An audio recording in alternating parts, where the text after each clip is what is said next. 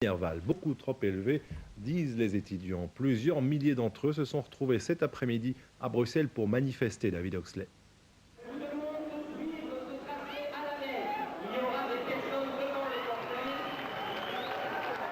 Je devais donner coup, mais j'ai l'impression que une manifestation se prépare. Plus de 3000 étudiants dans la rue cet après-midi autour de l'université de Bruxelles. La crise de l'enseignement réfrénée dans le primaire et le secondaire fait tache d'encre dans le supérieur et à l'université.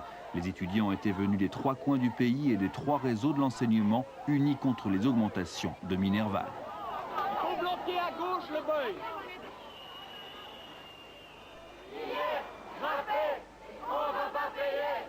On se demande où passe cet argent.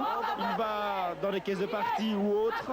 On n'a pas de matos, on n'achète rien pour nous, on ne peut profiter de rien. Alors on n'est pas du tout d'accord à l'augmentation de Minerval tant qu'on ne peut pas voir concrètement à quoi il sert, quoi. On veut un abaissement du Minerval. On l'avait réclamé depuis longtemps. On veut une meilleure qualité de l'enseignement. Quand les élections sont passées, quand ils ont voté le budget, ils se sont foutus de nous. Alors maintenant, on n'est pas prêt d'arrêter, on va continuer le combat, ce n'est qu'un début.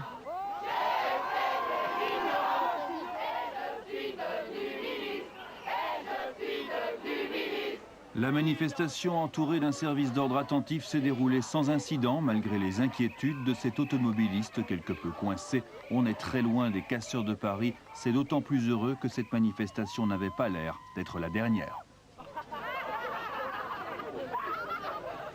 Les choses avancent bien pour la FN, la Fabrique nationale.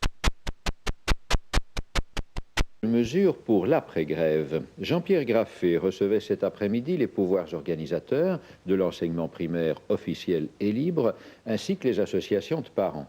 Il n'y aura pas de mesures générales sur le rattrapage des cours perdus, a-t-on dit, ni sur les examens ou les homologations de diplômes. Chaque école, chaque réseau fera sa propre proposition, des propositions qui devront être établies en concertation entre la direction, les enseignants et les parents.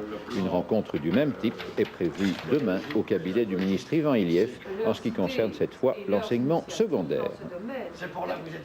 Du neuf pour les professions paramédicales en Belgique. La Chambre a voté aujourd'hui le projet de loi qui donne